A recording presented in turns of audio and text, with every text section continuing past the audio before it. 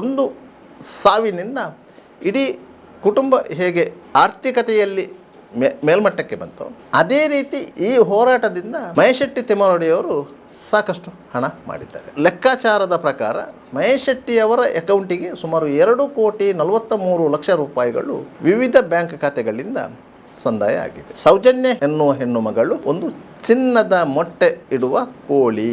ಆ ಕೋಳಿಯನ್ನು ಕತ್ತು ಕೊಯ್ಯಲು ಇವರು ಯಾರೂ ಇಷ್ಟಪಡುವುದಿಲ್ಲ. ನಿರಂತರ ಸುದ್ದಿ. ಶ್ರೀ ಕ್ಷೇತ್ರ ಧರ್ಮಸ್ಥಳ ಜೈನರ ಆಡಳಿತದಲ್ಲಿರುವಂತಹ ಹಿಂದೂ ದೇವಸ್ಥಾನ. ಸುಮಾರು 800 ವರ್ಷಗಳ ಇತಿಹಾಸ ಇದೆ. ಇಲ್ಲಿ ಮಂಜುನಾಥ ಸ್ವಾಮಿ ಆರಾಧ್ಯ ದೈವ. ಅವರೊಂದಿಗೆ ಚಂದ್ರನಾಥ ಸ್ವಾಮಿ, ಇತರ ಪರಿವಾರ ದೇವರುಗಳು ಮತ್ತು ಧರ್ಮ ದೇವತೆಗಳು ನೆಲ ನಿಂತ ಸ್ಥಳ.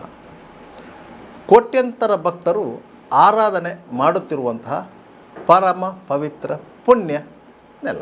ಇಂತಹ ನೆಲದ ಮೇಲೆ ನಡೆಯುತ್ತಿರುವಂತಹ ಅಪಪ್ರಚಾರಗಳನ್ನು ಖಂಡಿಸಿ ಧರ್ಮಸ್ಥಳದ ನಾಗರಿಕರು ಒಂದು ಪ್ರತಿಭಟನೆಯನ್ನು ನಡೆಸಿದ್ದಾರೆ. ಈ ಪ್ರತಿಭಟನೆಯ ಉದ್ದೇಶ ಯಾವುದೋ ಒಂದು ಪ್ರಕರಣವನ್ನು ಮುಂದಿಟ್ಟುಕೊಂಡು ಶ್ರೀ ಕ್ಷೇತ್ರಕ್ಕೆ ಅಪಚಾರ ಮಾಡುವವರ ವಿರುದ್ಧ ಮಾತನಾಡುವವರನ್ನು ಬಿಸಿ ಮುಟ್ಟಿಸುವಂಥದ್ದು. ಎಂಸಿಸಿ ಬ್ಯಾಂಕ್ ಲಿಮಿಟೆಡ್ ಬೆಳ್ಮಣ್ಣಲ್ಲಿ ಎಂಸಿಸಿ ಬ್ಯಾಂಕಿನ 19ನೇ ಶಾಖೆಯನ್ನ ಆರಂಭಿಸುವ ಸುಸಂದರ್ಭದ ಪ್ರಯುಕ್ತ ಆಯ್ದ ನಿರಕ್ಕು ಠೇವಣಿಗಳ ಮೇಲೆ ಶೇಕಡ 8.5% ಆಕರ್ಷಕ ಬಡ್ಡಿ ಹಾಗೂ ₹1,200ರಿಂದ ಆರಂಭವಾಗುವ ಅತಿ ಕಡಿಮೆ ಬಾಡಿಗೆಯಲ್ಲಿ ಭದ್ರತಾ ಲಾಕರ್ಗಳು. 113 ವರ್ಷಗಳಿಂದ ನಿಮ್ಮ ಸೇವೆಯಲ್ಲಿ. ಹಿಂದೆ ನಿಮ್ಮ ಹತ್ತಿರದ ಎಂಸಿಸಿ ಬ್ಯಾಂಕ್ ಶಾಖೆಯನ್ನು ಸಂಪರ್ಕಿಸಿರಿ. ದೂರವಾಣಿ ಸಂಖ್ಯೆ 7090701105. Toll free number 1800123296. ಷರತ್ತುಗಳು ಅನ್ವಯ. ಅದು ಬಹುತೇಕ ಯಶಸ್ವಿಯಾಗಿದೆ. 2012 ಅಕ್ಟೋಬರ್ 9ರಂದು ಶ್ರೀ ಕ್ಷೇತ್ರ ಧರ್ಮಸ್ಥಳದ ಆಡಳಿತಕ್ಕೆ ಒಳಪಟ್ಟಂತಹ SDM ಕಾಲೇಜಿನ ವಿದ್ಯಾರ್ಥಿನಿ ಸೌಜನ್ಯಳ ಅತ್ಯಾಚಾರ ಮತ್ತು ಕೊಲೆ ಪ್ರಕರಣ ನಡೆದಿತ್ತು. ಯಾವುದೇ ರೀತಿಯ ಕೊಲೆ, ಅತ್ಯಾಚಾರ, ಸುಲಿಗೆ, ವಂಚನೆ ಮತ್ತಿತರ ಕ್ರಿಮಿನಲ್ ಕೃತ್ಯಗಳನ್ನು ಸಂಭವಿಸಿದರೆ ಅದರ ತನಿಖೆಯ ಹೊಣೆ ರಾಜ್ಯ ಸರ್ಕಾರದ ತನಿಖಾ ಏಜೆನ್ಸಿಗಳದ್ದು. ಅಂದರೆ ಪೊಲೀಸು, ಅದಕ್ಕಿಂತ ಮೇಲ್ಮಟ್ಟದ ತನಿಖೆ ಬೇಕಾದರೆ COD, ಅದಕ್ಕಿಂತಲೂ ಮೇಲ್ಮಟ್ಟದ ತನಿಖೆ ಬೇಕಿದ್ದರೆ ರಾಜ್ಯ ಸರ್ಕಾರದ ಅನುಮತಿಯೊಂದಿಗೆ CBI, ಈ ದೇಶದ ಪರಮೋಚ್ಚ ತನಿಖಾ ಸಂಸ್ಥೆ CBI. ಈ ಮೂರೂ ತನಿಖಾ ಸಂಸ್ಥೆಗಳು ತನಿಖೆ ಮಾಡಿದಂತಹ ಅಪರೂಪದ ಪ್ರಕರಣ ಸೌಜನ್ಯ ಹತ್ಯಾ ಪ್ರಕರಣ. ಈ ಪ್ರಕರಣದಲ್ಲಿ ಆರೋಪಿಯಾಗಿರುವವನು ಕಾರ್ಕಳದ ಕೊಕ್ಕುಂದೂರಿನ ಸಂತೋಷ್ ರಾವ್. ಸುಮಾರು ಪ್ರಸ್ತುತ 50ರ ಆಸುಪಾಸಿನ ಹರೆಯ. ಕೃತ್ಯ ನಡೆದ ಸಂದರ್ಭದಲ್ಲಿ ಆತನಿಗೆ 34ರ ಪ್ರಾಯ. ಶೃಂಗೇರಿಯ ಶಾರದಾ ಹೋಟೆಲ್ನಲ್ಲಿ ಕೆಲಸ ಮಾಡುತ್ತಿದ್ದಂಥ ಆತ ಧರ್ಮಸ್ಥಳಕ್ಕೆ ಬಂದು ಮಣ್ಣಸಂಕದ ಬಳಿಯ ಕಾಡಿನ ಮಧ್ಯದಲ್ಲಿ ಠಿಕಾಣಿ ಹೂಡಿ ಕಾಲೇಜು ಮುಗಿಸಿಕೊಂಡು ಮನೆ ಕಡೆ ಬರುತ್ತಿದ್ದಂತಹ ಸೌಜನ್ಯನನ್ನು ಎತ್ತಿಕೊಂಡು ಹೋಗಿ ಮಣ್ಣಸಂಕದ ಬಳಿ ಅತ್ಯಾಚಾರ ಮಾಡಿ ಕೊಲೆ ಮಾಡಿದ್ದ ಎನ್ನುವುದು ಆತನ ಮೇಲಿದ್ದಂಥ ಆರೋಪ. ಈ ಆರೋಪವನ್ನು ಸಾಬೀತುಪಡಿಸಲು ಪೊಲೀಸರು ಸಾಕಷ್ಟು ಸಾಕ್ಷ್ಯಾಧಾರಗಳನ್ನು ಸಂಗ್ರಹಿಸಿದ್ದರು. ನ್ಯಾಯಾಲಯಕ್ಕೆ ಆತನನ್ನು ಹಾಜರುಪಡಿಸಿದ್ದರು. ನ್ಯಾಯಾಲಯ ಆತನ ಮೇಲೆ ದೋಷಾರೋಪಣಾ ಪಟ್ಟಿಯನ್ನು ಸಹ ಸ್ವೀಕರಿಸಿತ್ತು. ಈ ಪ್ರಕರಣದ ತನಿಖೆಯು 2016ರಲ್ಲಿ ರಾಜ್ಯದ CBI ನ್ಯಾಯಾಲಯ, ಬೆಂಗಳೂರಿನ CBI ನ್ಯಾಯಾಲಯದಲ್ಲಿ ನಡೆದಿತ್ತು. ಯಾಕಂತೇಳಿದರೆ ಈ ಪ್ರಕರಣದ ಅಂತಿಮ ಆರೋಪ ಪಟ್ಟಿಯನ್ನು ಸಲ್ಲಿಸಿದ್ದು CBI. ಸಾಕ್ಷ್ಯ ವಿಚಾರಣೆಯ ಸಂದರ್ಭದಲ್ಲಿ ಯಾರು ಪ್ರಾಸಿಕ್ಯೂಷನ್ ಪರವಾಗಿ ಇದ್ದಂತಹ ಸಾಕ್ಷಿಗಳು ನ್ಯಾಯಾಲಯದಲ್ಲಿ ಪ್ರತಿಕೂಲ ಸಾಕ್ಷ್ಯವನ್ನು ನುಡಿದಿದ್ದರು. ಪ್ರಾಸಿಕ್ಯೂಷನ್ ಪರ ವಕೀಲರು ಅವರನ್ನು ಪಾಟಿ ಸವಾಲಿಗೆ ಗುರಿಪಡಿಸದೇ ಇದ್ದುದರಿಂದ ಮತ್ತು ಸಾಕ್ಷ್ಯ ವಿಚಾರಣೆಯ ಸಂದರ್ಭದಲ್ಲಿ ಸಂತೋಷ್ ರಾವ್ ಮೇಲೆ ಹೊರಿಸಲಾದಂಥ ಆರೋಪಗಳು ದೃಢಪಡಿಸುವಲ್ಲಿ ಪ್ರಾಸಿಕ್ಯೂಷನ್ ವಿಫಲವಾಗಿದ್ದ ಹಿನ್ನೆಲೆಯಲ್ಲಿ ಆತನನ್ನು ಖುಲಾಸೆಗೊಳಿಸಲಾಗಿದೆ. ಈ ಪ್ರಕರಣದ ಮೇಲ್ಮನವಿಯನ್ನು CBI ಸಲ್ಲಿಸಿತ್ತು. ರಾಜ್ಯ ಹೈಕೋರ್ಟಿನ ವಿಭಾಗೀಯ ಪೀಠ ಆ ಮೇಲ್ಮನವಿಯನ್ನು ವಜಾಗೊಳಿಸಿತು. ಇದು ಇಡೀ ಪ್ರಕರಣದ ಸಂಕ್ಷಿಪ್ತ ಸಾರಾಂಶ. ಈ ಪ್ರಕರಣಕ್ಕೂ ಶ್ರೀ ಕ್ಷೇತ್ರ ಧರ್ಮಸ್ಥಳಕ್ಕೂ ಯಾವುದೇ ರೀತಿಯ ಸಂಬಂಧ ಇಲ್ಲ ಎನ್ನುವುದು ತನಿಖೆಯಲ್ಲಿ ಸಾಬೀತಾಗಿತ್ತು. ಮೂರು ತನಿಖಾ ಸಂಸ್ಥೆಗಳು ಈ ಪ್ರಕರಣದ ತನಿಖೆ ನಡೆಸಿದ್ದರೂ ಸಹ ಸಂತ್ರಸ್ತ ಬಾಲಕಿಯ ಮನೆಯವರು ಆರೋಪಿಸಿದಂತಹ 4 ಸಹ ಆ ಪ್ರಕರಣದಲ್ಲಿ ಭಾಗಿಯಾಗಿಲ್ಲ ಅಂತ ಹೇಳಿ ತನಿಖಾ ಸಂಸ್ಥೆಗಳು ದೃಢಪಡಿಸಿದ್ದವು. ಆ 4 ಪೈಕಿ ಓರ್ವ ಅಮೆರಿಕದಲ್ಲಿ ವ್ಯಾಸಂಗ ಮಾಡುತ್ತಿರುವುದು ದಾಖಲೆಗಳ ಆಧಾರದಲ್ಲಿ ಸಾಬೀತಾಗಿತ್ತು.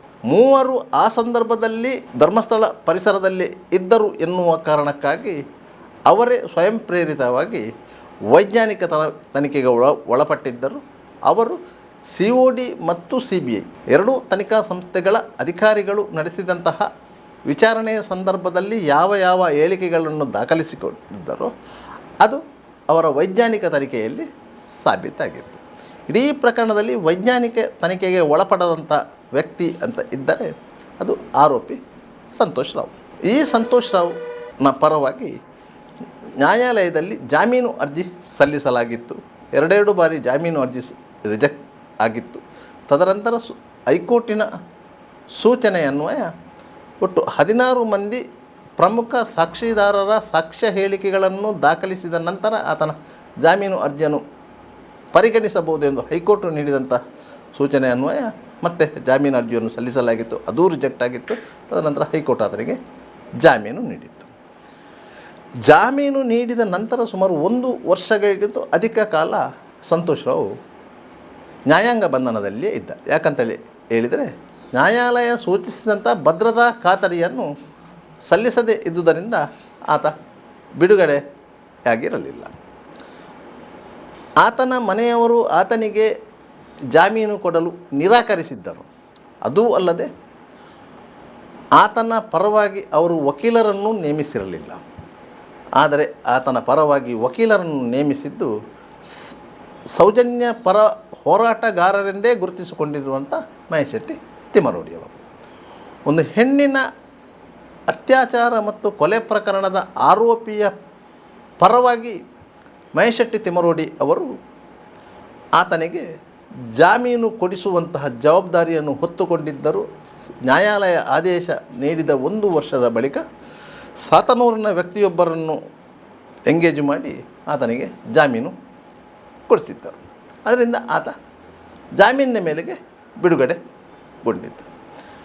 ತದನಂತರ ಆತ ನ್ಯಾಯಾಲಯಕ್ಕೆ ಹಾಜರಾಗದ ಹಿನ್ನೆಲೆಯಲ್ಲಿ ನ್ಯಾಯಾಲಯ ವಾರಂಟ್ ಹೊರಡಿಸಿತ್ತು ಮತ್ತು ಶ್ಯೂರಿಟಿಗೆ ನೋಟಿಸು ನೀಡಿತ್ತು. ಆ ಸಂದರ್ಭದಲ್ಲಿ ಮತ್ತೆ ಆತನನ್ನು ಹುಡುಕಿ ನ್ಯಾಯಾಲಯಕ್ಕೆ ಹಾಜರುಪಡಿಸಲಾಗಿದೆ. ತದನಂತರ ಆತನನ್ನು ನಿಯಮಿತವಾಗಿ ನ್ಯಾಯಾಲಯಕ್ಕೆ ಹಾಜರುಪಡಿಸುವಂಥ ಜವಾಬ್ದಾರಿಯನ್ನು ಮಹೇಶ್ ಶೆಟ್ಟಿ ತಿಮರೋಡಿಯವರು ವಹಿಸಿಕೊಂಡಿದ್ದರು. ಕೊನೆಗೆ ಆ ಪ್ರಕರಣದ ವಿಚಾರಣೆ ನಡೆದು 2023ರಲ್ಲಿ ಆತನ ಮೇಲೆ ಹೊರಿಸಲಾದ ಆರೋಪ ಸಾಬೀತಾಗಿಲ್ಲ ಎನ್ನುವ ನೆಲೆಯಲ್ಲಿ ಆತನನ್ನು ಬಿಡುಗಡೆಗೊಳಿಸಲಾಗಿತ್ತು. ಅದೇ ಆದೇಶವನ್ನು ಹೈಕೋರ್ಟ್ ಸಹ ಎತ್ತಿ ಹಿಡಿದಿತ್ತು. ಈ ಸಂದರ್ಭದಲ್ಲಿ ಸ್ವತಃ ಆರೋಪಿ ಸಂತೋಷ್ ರಾವೇ ಹೈಕೋರ್ಟಿಗೆ ಒಂದು ರಿಟ್ ಪಿಟಿಷನನ್ನು ಸಲ್ಲಿಕೆ ಮಾಡಿದ್ದ. ತನ್ನನ್ನು ವಿನಾಕಾರಣ ಈ ಪ್ರಕರಣದಲ್ಲಿ ಸಿಲುಕಿಸಲಾಗಿದೆ, ಆದ್ದರಿಂದ ನನಗೆ ಪರಿಹಾರ ಕೊಡಬೇಕು ಅಂತೇಳಿ, ಅದು ಸಹ 50 ಲಕ್ಷ ರೂಗಳು. ಆದರೆ ಆ ರಿಟ್ ಪಿಟಿಷನ್ನು ಹೈಕೋರ್ಟು ವಜಾ ಮಾಡಿತ್ತು. ಆ ರಿಟ್ ಪಿಟಿಷನ್ನ ವಜಾ ಮಾಡಿದ ಆದೇಶದ ವಿರುದ್ಧ ಸಂತೋಷ್ ರಾವ್ ಸುಪ್ರೀಂ ಕೋರ್ಟಿಗೆ ಮೇಲ್ಮನವಿ ಸಲ್ಲಿಸಿಲ್ಲ. ಇದೇ ಸಂದರ್ಭದಲ್ಲಿ ಸಂತ್ರಸ್ತ ಬಾಲಕಿ ಸೌಜನ್ಯನ ತಂದೆ ಚಂದಪ್ಪ ಗೌಡರು ಸಹ ಒಂದು ರಿಟ್ ಪಿಟಿಷನ್ ಸಲ್ಲಿಸಿದ್ರು. ಈ ಪ್ರಕರಣದ ಮರು ತನಿಖೆ ಆಗಬೇಕು ಎಂದು ಕೋರಿಕೆ ಸಲ್ಲಿಸಿ ಈ ರಿಟ್ ಪಿಟಿಷನ್ನ ಬಗ್ಗೆ ವಿಚಾರಣೆ ನಡೆಸಿದಂಥ ವಿಭಾಗೀಯ ಪೀಠ 12 ವರ್ಷಗಳ ಬಳಿಕ ಈ ಪ್ರಕರಣದಲ್ಲಿ ಯಾವುದೇ ಹೊಸ ಸಾಕ್ಷ್ಯಗಳು ಸಿಗುವ ಸಾಧ್ಯತೆಗಳು ಕಡಿಮೆ, ಆದ್ದರಿಂದ ಇದನ್ನು ರೀತನಿಖೆ ಮಾಡಲಿಕ್ಕೆ ಸಾಧ್ಯ ಇಲ್ಲ ಅಂತೇಳಿ ಆ ರಿಟ್ ಪಿಟಿಷನನ್ನು ವಜಾಗೊಳಿಸಿತ್ತು. ಈ 2 ರಿಟ್ ಪಿಟಿಷನ್ ವಜಾಗೊಳಿಸುವ ಜೊತೆಗೆ CBI ಸಲ್ಲಿಸಿದ ಮನವಿ ಅರ್ಜಿಯನ್ನು ಸಹ ವಜಾ ಮಾಡಿತ್ತು. ಇದು ಒಂದು ಹಂತ. ಈ ಹಂತದ ಬಳಿಕ ಸಂತೋಷ್ ರಾವ್ ಆರೋಪಿ ಅಲ್ಲದಿದ್ದರೆ ಮತ್ತೆ ಯಾರು ಎನ್ನುವಂಥ ಕೂಗನ್ನು ಸಂತೋಷ್ ರಾವ್ ಪರ ಹೋರಾಟಗಾರರು ಎತ್ತಿದರು. ಆರಂಭದಲ್ಲಿ ಇದೇ ಹೋರಾಟಗಾರರು ಸೌಜನ್ಯ ಪರ ಇದ್ದರು. ತದನಂತರ ಅವರು ಸಂತೋಷ್ ರಾವ್ ಪರವಾಗಿ ಬಣ್ಣ ಬದಲಾಯಿಸಿಕೊಂಡರು.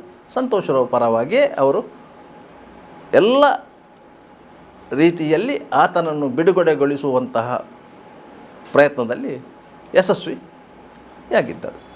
ಇದೀಗ ಮತ್ತೆ ಅವರು ಶ್ರೀ ಕ್ಷೇತ್ರ ಧರ್ಮಸ್ಥಳವನ್ನು ಟಾರ್ಗೆಟ್ ಮಾಡಿಕೊಂಡು ವಿವಿಧ ರೀತಿಯಲ್ಲಿ ಅಪಪ್ರಚಾರಕ್ಕೆ ತೊಡಗಿಸಿಕೊಂಡಿದ್ದರು. ಹಲವಾರು ಯೂಟ್ಯೂಬರ್ಗಳನ್ನು ಬಳಸಿಕೊಂಡು ಶ್ರೀ ಕ್ಷೇತ್ರ ಧರ್ಮಸ್ಥಳವನ್ನು ಟಾರ್ಗೆಟ್ ಮಾಡಿ ವಿಡಿಯೋಗಳನ್ನು ಹರಿಯಬಿಡಲಾಗಿತ್ತು. ಈ ಬಗ್ಗೆ ಶ್ರೀ ಕ್ಷೇತ್ರ ಧರ್ಮಸ್ಥಳಕ್ಕೆ ಸಂಬಂಧಪಟ್ಟವರು ರಾಜ್ಯ ಹೈಕೋರ್ಟಿಗೆ ಮನವಿಯನ್ನು ಸಲ್ಲಿಸಿದರು. ಬೆಂಗಳೂರಿನ ಸಿಟಿ ಸಿವಿಲ್ ಕೋರ್ಟ್ನಲ್ಲಿ ಕೇಸು ದಾಖಲಿಸಿಕೊಂಡರು. ಅದರಿಂದಾಗಿ ಬಹುತೇಕ ಯೂಟ್ಯೂಬ್ಗಳು ಧರ್ಮಸ್ಥಳದ ವಿರುದ್ಧ ಮಾಡಿರುವಂತಹ ಯೂಟ್ಯೂಬ್ ವಿಡಿಯೋಗಳನ್ನು ಅಳಿಸಿ ಹಾಕುವಂತೆ ಆದೇಶ ನೀಡಿದೆ. ಅದರಿಂದ ಕೆಲವು ವಿಡಿಯೋಗಳು ಅಳಿಸಿ ಹೋಗಿದೆ. ಇಂತಹ ಸಂದರ್ಭದಲ್ಲಿಯೇ ಮತ್ತೆ ಸಂತೋಷರಾವ್ ಪರ ಹೋರಾಟಗಾರರೆಂದು ಗುರುತಿಸಿಕೊಂಡಿರುವಂತಹ ಮಹೇಶೆಟ್ಟಿ ತಿಮ್ಮರೋಡಿಯವರಾಗಲಿ, ಗಿರೀಶ್ ಮಠಣ್ಣ ಅವರಾಗಲಿ ಈ ಥರ ಹೋರಾಟಗಾರರಾಗಿ ಕೇವಲ ಧರ್ಮಸ್ಥಳವನ್ನೇ ಕೇಂದ್ರೀಕರಿಸಿಕೊಂಡು ಅಪಪ್ರಚಾರಗಳನ್ನು ನಡೆಸುತ್ತಿದ್ದಾರೆ ಅಂತ ಹೇಳಿ ಧರ್ಮಸ್ಥಳದ ನಾಗರಿಕರು ಎಚ್ಚೆತ್ತುಕೊಂಡು ಪ್ರತಿಭಟನೆಯನ್ನು ನಡೆಸಿದ್ದಾರೆ. ಇಂತಹ ಪ್ರತಿಭಟನೆ ಸುಮಾರು 13 ವರ್ಷಗಳ ಹಿಂದೆಯೂ ನಡೆದಿತ್ತು. ಆ ಸಂದರ್ಭದಲ್ಲಿಯೂ ಸಹ ಧರ್ಮಸ್ಥಳವನ್ನೇ ಕೇಂದ್ರೀಕರಿಸಿಕೊಂಡು ಹೋರಾಟವನ್ನು ಆರಂಭಿಸಲಾಗಿತ್ತು. ಆದರೆ ಅದಕ್ಕೆ ಪ್ರತಿಯಾಗಿ ಆ ಸಂದರ್ಭದಲ್ಲಿ ಗುರುವಾಯನಕೆರೆಯಲ್ಲಿ ಭಾರಿ ದೊಡ್ಡ ಮಟ್ಟದ ಪ್ರತಿಭಟನೆ ಧರ್ಮಸ್ಥಳದವರ ಪರವಾಗಿ ಆಗಿತ್ತು. ಕೇವಲ ಧರ್ಮಸ್ಥಳದವರ ಪರವಾಗಿ ಅಲ್ಲ, ಧರ್ಮಸ್ಥಳದ ಕ್ಷೇತ್ರದ ವಿರುದ್ಧ ನಡೀತಿರುವಂಥ ಅಪಪ್ರಚಾರದ ವಿರುದ್ಧ ಪ್ರತಿಭಟನೆ ನಡೀತು. ಆ ಸಂದರ್ಭದಲ್ಲಿ ಆ ಪ್ರತಿಭಟನೆ ನೇತೃತ್ವ ವಹಿಸಿಕೊಂಡವರು ಬೆಳಾಲು ಕೇಶವ ಗೌಡ ಅವರು. ಇವರು ಬೆಳ್ತಂಗಡಿಯಲ್ಲಿ ವಕೀಲರು. ಗುರುವಾಯನಕೆರೆಯ ಸೋಮನಾಥ ನಾಯಕ್ ಅವರು ನಿರ್ವಹಿಸುತ್ತಿರುವಂಥ ನಾಗರಿಕ ಸೇವಾ ಟ್ರಸ್ಟಿನೊಂದಿಗೆ ಇದ್ದವರು ಕೇಶವ ಬೆಳಾಲ್ ಅವರು. ತದನಂತರ ಅವರ ಕೆಲವೊಂದು ಅಕ್ರಮಗಳನ್ನು ವಿರೋಧಿಸಿ ಆ ಸಂಸ್ಥೆಯಿಂದ ಹೊರಬಂದು ಅವರು ಧರ್ಮಸ್ಥಳದ ಪರವಾಗಿ, ಅಂದರೆ ಧರ್ಮಸ್ಥಳದ ಗ್ರಾಮ ಪಂಚಾಯತ್ನ ಅಧ್ಯಕ್ಷರಾಗಿ ಸತ್ಯದ ಪರವಾಗಿ ಹೋರಾಟದ ನೇತೃತ್ವವನ್ನು ವಹಿಸಿಕೊಂಡಿದ್ದರು. ತದನಂತರ ಆ ಹೋರಾಟ ಕಸು ಕಳೆದುಕೊಂಡಿತ್ತು. ಇದಾಗಿ 10 ವರ್ಷಗಳ ನಂತರ ಮತ್ತೆ ಆ ಹೋರಾಟ ಆರಂಭವಾದಂಥ ಸಂದರ್ಭದಲ್ಲಿ ಅದರ ಬಗ್ಗೆ ಪ್ರತಿರೋಧ ಒಡ್ಡುವಂತಹ ಪ್ರಯತ್ನಗಳು ಶ್ರೀ ಕ್ಷೇತ್ರ ಧರ್ಮಸ್ಥಳದ ಕಡೆಯಿಂದ ಆಗಲಿಲ್ಲ. ಯಾಕಂತ ಹೇಳಿದರೆ ಶ್ರೀ ಕ್ಷೇತ್ರ ಧರ್ಮಸ್ಥಳದ ಆಡಳಿತ ಮಂಡಳಿಯಾಗಲಿ, ಅದರ ಕಾವಂದರಾಗಲಿ, ಅವರ ಕುಟುಂಬಿಕರಾಗಲಿ ಈ ಪ್ರಕರಣದಲ್ಲಿ ಸಾಸಿವೆ ಕಾಳಿನಷ್ಟು ಭಾಗಿಯಾಗಿಲ್ಲ ಎಂದು ಹೈಕೋರ್ಟು ಹೇಳಿದ್ದರಿಂದ ಮತ್ತು ತನಿಖಾ ಸಂಸ್ಥೆಗಳು ಅವರನ್ನು ಹೊರಗಿಟ್ಟುಕೊಂಡೇ ತನಿಖೆ ನಡೆಸಿದ್ದರಿಂದ ಅವರು ನಿರಾಳರಾಗಿದ್ದರು. ಆದರೆ ಸಂತೋಷರಾವ್ ಪರವಾಗಿ ಹೋರಾಟವನ್ನು ಸಂಘಟಿಸಿದವರು ಎಲ್ಲರೂ ಮುಗಿಬಿದ್ದದ್ದು ಶ್ರೀ ಕ್ಷೇತ್ರ ಧರ್ಮಸ್ಥಳಕ್ಕೆ ವಿರುದ್ಧವೇ ಹೊರತು ನ್ಯಾಯದ ಪರವಾಗಿ ಅಲ್ಲ. ಈ ಹೋರಾಟದಲ್ಲಿ ಸೌಜನ್ಯನ ಮನೆಯವರಾಗಲಿ, ಮಹೇಶೆಟ್ಟಿಯವರಾಗಲಿ ಸಾಕಷ್ಟು ಆದಾಯವನ್ನು ಪಡ್ಕೊಂಡಿದ್ದಾರೆ ಎನ್ನುವ ಆರೋಪಗಳು ಇತ್ತು. ಅದಕ್ಕೆ ಸಂಬಂಧಪಟ್ಟ ದಾಖಲೆಗಳು ಇವೆ. ಸೌಜನ್ಯ ಹತ್ಯೆಗೀಡಾದಂಥ ಸಂದರ್ಭದಲ್ಲಿ ಚಂದಪ್ಪಗೌಡ ಕುಸುಮಾವತಿ ದಂಪತಿಗಳ ಬಳಿ ಸ್ವಲ್ಪ ಜಾಗ ಇತ್ತು. ಸುಮಾರು 4 ಎಕರೆ ಚಿಲ್ಲರೆ ಜಾಗ ಇತ್ತು. ಅದರಲ್ಲಿ ಕೃಷಿ ಕಾರ್ಯಗಳನ್ನು ಮಾಡ್ತಾಯಿದ್ರು. ಆ ಜಾಗ ಸಹ ಅವರಿಗೆ 1975ರ ಡಿಕ್ಲರೇಷನ್ ಆ್ಯಕ್ಟಿನ ಅಡಿಯಲ್ಲಿ ಮಂಜೂರು ಆಗಿರುವುದು. ಅದಕ್ಕಿಂತ ಮೊದಲು ಆ ಜಾಗ ಶ್ರೀ ಕ್ಷೇತ್ರ ಧರ್ಮಸ್ಥಳದ ಒಡೆತನದಲ್ಲಿ ಇತ್ತು. ಇವರು ಒಕ್ಕಲು. ಸೌಜನ್ಯನ ಇಬ್ಬರು ಅಜ್ಜಂದಿರು, ಅಂದರೆ ಕುಸುಮಾವತಿಯವರ ತಂದೆಯವರಾಗಲಿ, ಚಂದಪ್ಪಗೌಡರ ತಂದೆಯವರಾಗಲಿ, ಅವರಿಬ್ಬರೂ ಧರ್ಮಸ್ಥಳದ ನೌಕರರು. ಆದ್ದರಿಂದ ಧರ್ಮಸ್ಥಳದ ಅನ್ನದರನ ಆ ಮನೆಯವರ ಮೇಲೆ ಸದಾಕಾಲ ಇರ್ತದೆ. ಅವರು ಡಿಕ್ಲರೇಷನ್ ಕೊಟ್ಟಂಥ ಸಂದರ್ಭದಲ್ಲಿ ಶ್ರೀ ಕ್ಷೇತ್ರ ಧರ್ಮಸ್ಥಳದ ಆಡಳಿತದಾರರಾಗಿದ್ದಂಥ ಧರ್ಮಾಧಿಕಾರಿ ಡಿ ವೀರೇಂದ್ರ ಹೆಗ್ಗಡೆ ಅವರು ನೋ ಒಬ್ಜೆಕ್ಷನ್ ಸರ್ಟಿಫಿಕೇಟ್ ಕೊಟ್ಟಿದ್ದರಿಂದಲೇ ಅವರಿಗೆ ಆ ಜಾಗ ಮಂಜೂರಾಗಿತ್ತು. ಅದರಲ್ಲಿ ಅವರು ಕೃಷಿ ಕಾರ್ಯ ಮಾಡಿಕೊಂಡು ಬದುಕು ಕಟ್ಟಿಕೊಂಡಿದ್ದರು. ಕುಸುಮಾವತಿಯವರ ಸಹೋದರ ಪುರಂದರಗೌಡ ಆಗಲಿ, ವಿಠಲಗೌಡ ಆಗಲಿ, ಧರ್ಮಸ್ಥಳದ ಕಟ್ಟಡದಲ್ಲಿಯೇ ಬಾಡಿಗೆಗೆ ಇದ್ದು ವ್ಯವಹಾರವನ್ನು ನಡೆಸಿಕೊಂಡಿದ್ದವರು. ಧರ್ಮಸ್ಥಳದಲ್ಲಿ ಜೀಪು ಹೊಂದಿ ಚಾಲನೆ ಮಾಡಿಕೊಂಡು ಜೀವನ ಕಟ್ಟಿಕೊಂಡವರು. ಅವರೆಲ್ಲರೂ ಈ ಪ್ರಕರಣ ಆದ ನಂತರ ಧರ್ಮಸ್ಥಳದವರ ವಿರುದ್ಧ ಮುಗಿಬಿದ್ದ ನಂತರ ಅವರು ಕಟ್ಟಡವನ್ನು ತೆರವುಗೊಳಿಸಿರುವುದು. ಇಂತಹ ಹಿನ್ನೆಲೆಯಲ್ಲಿ ಈ ಕುಟುಂಬ ಸಾಕಷ್ಟು ಆಸ್ತಿಯನ್ನು ಮಾಡಿದೆ. ಚಂದಪ್ಪಗೌಡ ಕುಸುಮಾವತಿ ದಂಪತಿ ಸುಮಾರು 1,25,00,000 ರು ಮೌಲ್ಯದ ಮನೆಯನ್ನು ಕಟ್ಟಿದ್ದಾರೆ. 5 ವಾಹನಗಳು ಮನೆಯಲ್ಲಿದೆ. ಅದರಲ್ಲಿ 3 ಚತುರ್ಚಕ್ರ ವಾಹನಗಳು, 2 ದ್ವಿಚಕ್ರ ವಾಹನಗಳು. ಬ್ಯಾಂಕಿನಲ್ಲಿ ಸಾಕಷ್ಟು ಹಣ ಸಂಗ್ರಹ ಆಗಿದೆ. ಇದು ಎಲ್ಲವೂ ಸೌಜನ್ಯ ಎನ್ನುವ ಹೆಣ್ಣು ಮಗಳು ಬರ್ಬರ ರೀತಿಯಲ್ಲಿ ಹತ್ಯೆಗೀಡಾಗಿದ್ದಾಳೆ ಎಂದು ಹೇಳಿಕೊಂಡು ಅನುಕಂಪದಿಂದ ಸಂಗ್ರಹಿಸಿದ್ದಂಥ ಹಣ. ಇದೇ ವೇಳೆ ಸೌಜನ್ಯ ಮಾವ ವಿಠಲಗೌಡರು ನಿಡ್ಲೆಯ ಬಳಿ ಒಂದು ಕಮರ್ಷಿಯಲ್ ಕಾಂಪ್ಲೆಕ್ಸ್ ಕಟ್ಟಿದ್ದಾರೆ ಮತ್ತು ಸುಮಾರು 2.5 ಕೋಟಿ ರು ಮೌಲ್ಯದ ಮನೆಯೊಂದನ್ನು ಕಟ್ಟಿಸ್ತಾ ಇದ್ದಾರೆ. ಇದರ ಮೂಲ ಬಂಡವಾಳವು ಈ ಹೋರಾಟದ ದೆಸೆಯಿಂದಲೇ ಅವರ ಖಾತೆಗೆ ಬಂದಿರುವುದು. ಅವರು ಸುಮಾರು 7.5 ಎಕರೆ ಜಾಗವನ್ನು ಆದಿವಾಸಿಗಳ ಕೈಯಿಂದ ಅಕ್ರಮವಾಗಿ ಖರೀದಿ ಮಾಡಿದ್ದೇನೆಂದು ನಂಬಿಸಿಕೊಂಡು ದಾಖಲೆ ಪತ್ರಗಳನ್ನು ಸೃಷ್ಟಿಸಿಕೊಂಡು ತಮ್ಮ ಹೆಸರಿಗೆ ಮಾಡಿಕೊಂಡಿದ್ದಾರೆ. ಆ ಜಾಗದಲ್ಲಿ ಮನೆ ನಿರ್ಮಾಣ ಮಾಡ್ತಾ ಇದ್ದಾರೆ. ಪುರಂದರಗೌಡರು ತಕ್ಕ ಮಟ್ಟಿಗೆ ಅನುಕೂಲಸ್ಥರೇ ಆಗಿದ್ದಾರೆ. ಆದರೆ ಒಂದು ಸಾವಿನಿಂದ ಇಡೀ ಕುಟುಂಬ ಹೇಗೆ ಆರ್ಥಿಕತೆಯಲ್ಲಿ ಮೇಲ್ಮಟ್ಟಕ್ಕೆ ಬಂತು, ಅದೇ ರೀತಿ ಈ ಹೋರಾಟದಿಂದ ಮಹೇಶೆಟ್ಟಿ ತಿಮ್ಮರೊಡೆಯವರು ಸಾಕಷ್ಟು ಹಣ ಮಾಡಿದ್ದಾರೆ. ಒಂದು ಲೆಕ್ಕಾಚಾರದ ಪ್ರಕಾರ ಮಹೇಶೆಟ್ಟಿಯವರ ಅಕೌಂಟಿಗೆ ಸುಮಾರು 2,43,00,000 ರೂಪಾಯಿಗಳು ವಿವಿಧ ಬ್ಯಾಂಕ್ ಖಾತೆಗಳಿಂದ ಸಂದಾಯ ಆಗಿದೆ. ಮಹೇಶೆಟ್ಟಿಯವರು ಸುಮಾರು 200 ಎಕರೆಗಿಂತ ಅಧಿಕ ಜಾಗವನ್ನು ಖರೀದಿಸಿ ಅದರಲ್ಲಿ ವಿವಿಧ ರೀತಿಯ ಕೃಷಿ ಕಾರ್ಯಗಳನ್ನು ನಡೆಸ್ತಾ ಇದ್ದಾರೆ. ಅದರಿಂದಲೇ ಸೌಜನ್ಯ ಎನ್ನುವ ಹೆಣ್ಣು ಮಗಳು ಒಂದು ಚಿನ್ನದ ಮೊಟ್ಟೆ ಇಡುವ ಕೋಳಿ. ಆ ಕೋಳಿಯನ್ನು ಕತ್ತು ಕೊಯ್ಯಲು ಇವರು ಯಾರೂ ಇಷ್ಟಪಡುವುದಿಲ್ಲ. ಅವರೆಲ್ಲರಿಗೂ ಗೊತ್ತಿದೆ ಈ ಪ್ರಕರಣದಲ್ಲಿ ಏನೇ ಆದರೂ ನ್ಯಾಯ ಸಿಗಬೇಕು ಅಂತ ಇದ್ದರೆ ಅದು ಸಂತೋಷ್ ರಾವ್ಗೆ ಶಿಕ್ಷೆ ಆಗಬೇಕು. ಯಾಕಂದರೆ 3 ತನಿಖೆ ಏಜೆನ್ಸಿಗಳು ಆತನೇ ಆರೋಪಿ ಎಂದು ಗುರಿ ಮಾಡಿದೆ. ಸಂತೋಷ್ ರಾವ್ ಬಿಡುಗಡೆಯಾಗಿದ್ದಾನೆ. ಆದ್ದರಿಂದ ಇದರಲ್ಲಿ ಇನ್ನೊಬ್ಬ ಆರೋಪಿ ಇಲ್ಲ ಎನ್ನುವುದು ತನಿಖಾ ಸಂಸ್ಥೆಗಳ ವಾದ. ಇಂತಹ ಸಂದರ್ಭದಲ್ಲಿ ಸಂತೋಷ್ ರಾವ್ ಬಿಡುಗಡೆಯಾಗಲು ಕಾರಣಗಳು ಏನು ಎನ್ನುವುದನ್ನು ಸುರಿವಿಗೆ ಅರ್ಥ ಮಾಡಿಕೊಳ್ಳಬೇಕು. ಯಾವುದೇ ಕ್ರಿಮಿನಲ್ ಪ್ರಕರಣದಲ್ಲಿ ಸಂತ್ರಸ್ತ ಕುಟುಂಬದ ಪರವಾಗಿ ಇರುವುದು ಸರ್ಕಾರ, ಅಂದರೆ ಪ್ರಾಸಿಕ್ಯೂಷನ್ ಅಂತ ನಾವು ಹೇಳ್ತೇವೆ. ಅಭಿಯೋಜನೆಗೆ ಪೂರಕವಾಗಿ ವಾದ ಮಂಡಿಸಬೇಕಾಗಿರುವವರು ಸರ್ಕಾರಿ ವಕೀಲರು. ಇವರು ಮತ್ತು ಆರೋಪಿ ಪರ ವಕೀಲ ಅಂದರೆ ಮೋಹಿತ್ ಕುಮಾರ್ ಅವರು ಒಳ ಒಪ್ಪಂದ ಮಾಡಿಕೊಂಡು ಈ ಪ್ರಕರಣವನ್ನು ಕೊಲಗಿಡಿಸಿದ್ದಾರೆ ಎನ್ನುವುದಂತೂ ಸ್ಪಷ್ಟ. ಇದರಲ್ಲಿ ಯಾವುದೇ ಸಾಕ್ಷ್ಯಗಳು ಇಲ್ಲ ಅಂತ ಹೇಳಿದರಾದರೂ ಕೆಲವೊಂದು ಸಾಕ್ಷ್ಯಗಳು ಇಲ್ಲಿ ಬಲವಾಗಿದೆ. ಅದು ಮೆಡಿಕಲ್ ಸಾಕ್ಷ್ಯ. ಸಂತೋಷ್ ರಾವ್ ಪೊಲೀಸರ ಕೈಗೆ ಸಿಕ್ಕಿಬಿದ್ದಂಥ ಸಂದರ್ಭದಲ್ಲಿ KS ಹೆಗಡೆ ಮೆಡಿಕಲ್ ಕಾಲೇಜಿನ forensic specialist doctor Mahabalesh Shetty ಅವರು ಕೊಟ್ಟಂಥ ವರದಿಯನ್ನೇ ಆಧರಿಸಿಕೊಂಡು ನ್ಯಾಯಾಲಯ ತೀರ್ಪು ನೀಡುತ್ತಿದ್ದಾರೆ. ಅದೇ ರೀತಿಯಲ್ಲಿ ನ್ಯಾಯಾಲಯದಲ್ಲಿ ವಿಚಾರಣೆ ನಡೀತಿದ್ದರೆ ಆ ಅಂಶವನ್ನೇ ಸರ್ಕಾರಿ ವಕೀಲರು ನ್ಯಾಯಾಲಯದ ಗಮನಕ್ಕೆ ಮನದಟ್ಟು ಮಾಡುತ್ತಿದ್ದರೆ ಈ ಪ್ರಕರಣದಲ್ಲಿ ಸಂತೋಷ್ ರಾವ್ಗೆ ಶಿಕ್ಷೆ ಆಗುತ್ತಿತ್ತು. ಆದರೆ ಅದನ್ನು ಸರ್ಕಾರಿ ವಕೀಲರು ಮಾಡಲಿಲ್ಲ. ಆದ್ದರಿಂದ ಈ ಪ್ರಕರಣದ ತಾರ್ಕಿಕ ಅಂತ್ಯ ಹೇಗೆ ಕಾಣಬೇಕು ಅಂದರೆ ಅದಕ್ಕೊಂದು ಬೇರೆಯೇ ದಾರಿ ಇದೆ. ಆ ದಾರಿ ಯಾವುದು ಎನ್ನುವುದು ಇಲ್ಲಿ ಪ್ರಶ್ನೆ ಇದೆ. ಇದು ಬೀದಿ ಬದಿಯ ದೊಂಬರಾಟಗಳಿಂದ ಇತ್ಯರ್ಥವಾಗುವಂಥ ಪ್ರಶ್ನೆ ಅಲ್ಲ.